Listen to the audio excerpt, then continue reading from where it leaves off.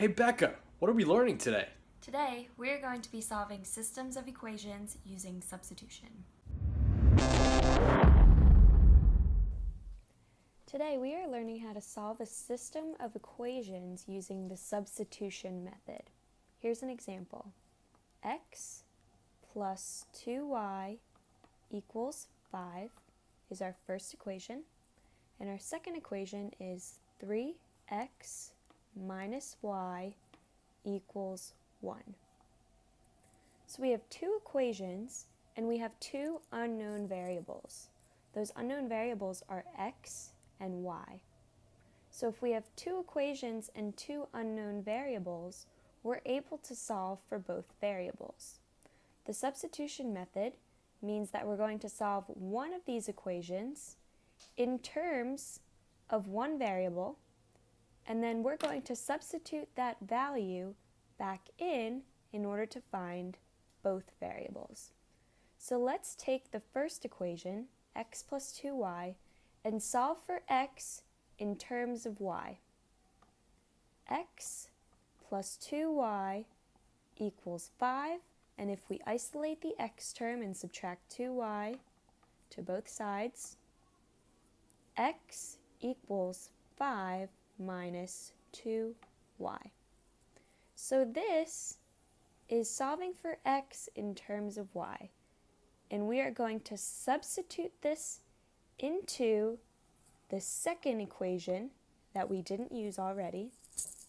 So we're going to plug x, this 5 minus 2y, in wherever we see x in the second equation.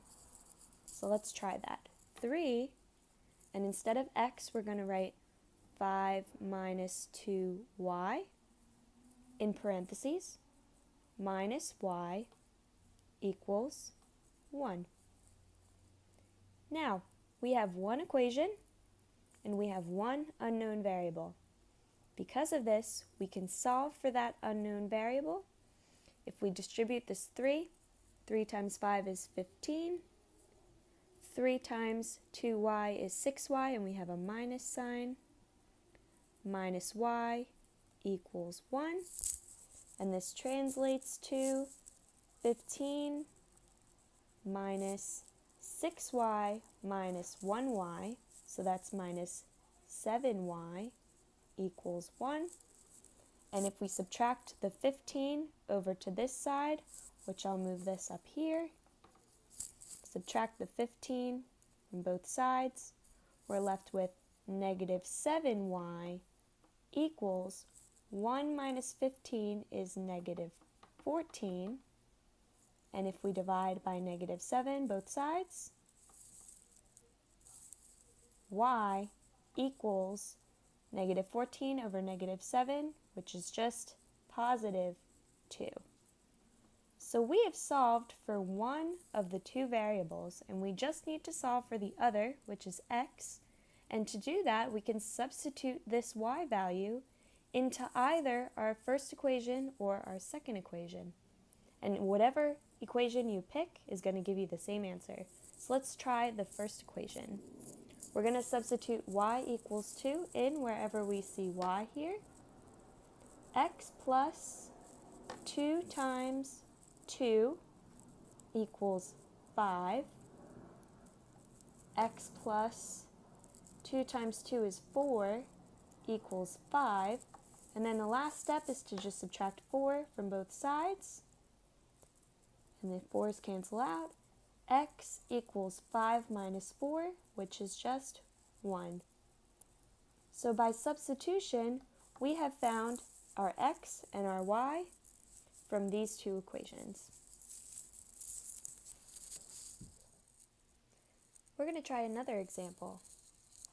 5x minus 3y equals 1, and negative 2x plus 4y equals 8.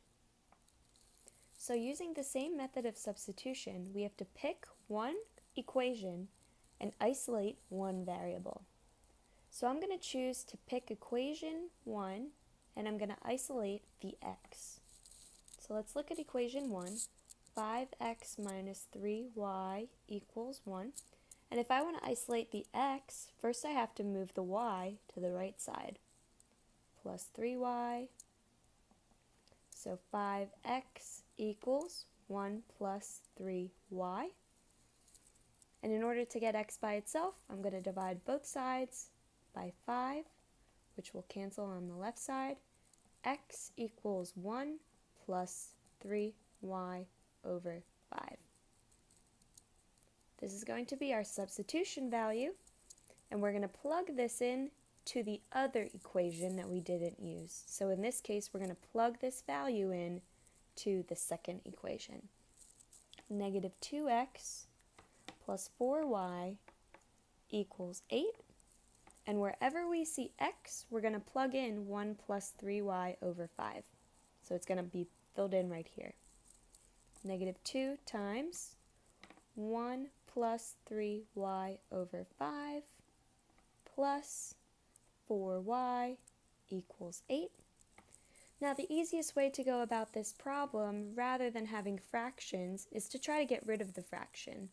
And in order to get rid of this fraction here, we have to multiply both sides by the denominator, which is 5. So I'm going to multiply the entire equation by 5 just to make our simplification a little bit easier. So on this left side, we have to distribute this 5 to every term.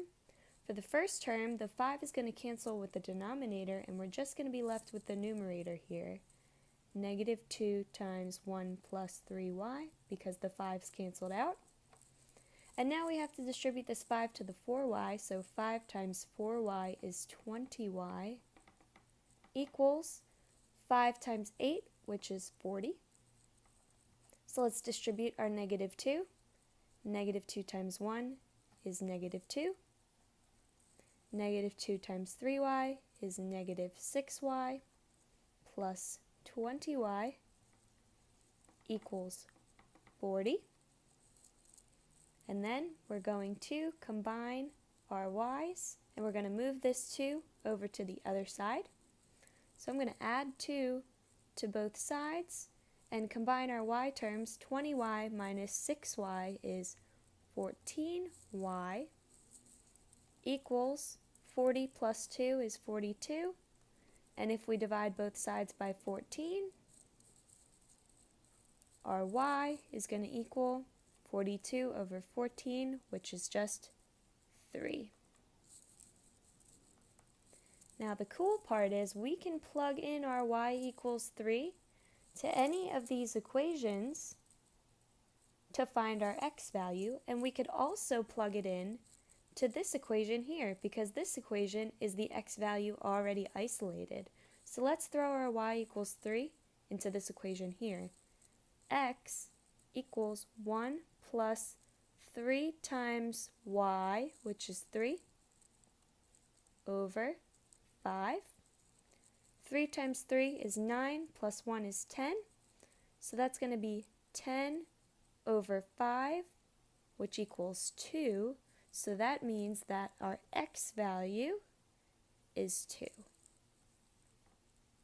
And by substitution, we were able to solve for both x and y. In both of the previous examples, we were able to solve one solution for x and y. But we have two other scenarios that could happen. Our first scenario is that we could have infinitely many solutions. And our second scenario that we could run into is that we could have no solutions. So again, in our first two examples, we were able to find one x and one y that worked for both equations. But we have two other possible scenarios where we could have infinitely many x's and y's that would work, or we could have no x's and y's that work for the two equations. So let's look at the first scenario. I'll give you an example. X plus y equals 4. 2x plus 2y equals 8. So here's a general system of two equations with two unknowns, and we're going to try to solve this using the substitution method that we did previously. Let's take the first equation and we'll isolate the x. X plus y equals 4. If we want x by itself, subtract y from both sides. X equals 4 minus y. And using substitution, we're going to plug this value for x into the second equation, wherever we see x. So 2 times 4 minus y plus 2y equals 8. And if we distribute on the left side, 8 minus 2y plus 2y equals 8. And what happens? The negative 2y and the positive 2y cancel each other out. We add them together and they get 0. So we get 8 equals 8. Now, 8 equals 8 is a true statement, but it didn't help us solve for either x or y. So that's going to mean that we have infinitely many solutions. I can think of multiple x and y values that will work for both of these equations. And when I say multiple, I really mean infinitely many, because there is an infinite amount of solutions that we could get to this equation. Let's think of a couple. X and y, x plus y equals 4, we could do 2 plus 2 equals 4. And then if we plug in 2 and 2 for x and y, we get 4 plus 4 equals 8. So that's an example of one solution that would work. Can you think of another solution that would work? What if we let x equal 3 and y equal 1? 3 plus 1 equals 4. If we plug in 3 for x here, we get 2 times 3, which is 6. And we get 2 times 1, which is 2. And 6 plus 2 equals 8. So I just came up with two possible x and y combinations that work for both of these equations, but we have infinitely many because when we use substitution, we got a true statement at the end that did not indicate what x and y could be. The other scenario that we could run into is a system of equations that has no solutions. Here's an example. X plus y equals 5, and 2x plus 2y equals 4. Using substitution, we're going to isolate the x in the first equation. X plus y equals 5. Subtract the y from both sides. X equals 5 minus y. We're going to take this value for x and substitute it into the second equation wherever we see x.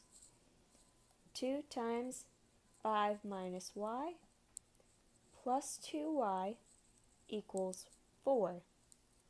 Distribute the 2, we get 10 minus 2y plus 2y equals 4, and the 2y and the negative 2y add to be 0, and we get 10 equals 4. Now, that is not a true statement. 10 never equals 4. So if you get a statement at the end of your substitution that is not true, this will imply that there is no solution of an x and a y that would work for both of these equations in the system. I hope after watching this video that you feel more confident in solving systems of equations with two unknowns using substitution. If you found this video helpful, give it a thumbs up. Make sure you subscribe because we're posting new videos every Monday and Thursday. Have a good day.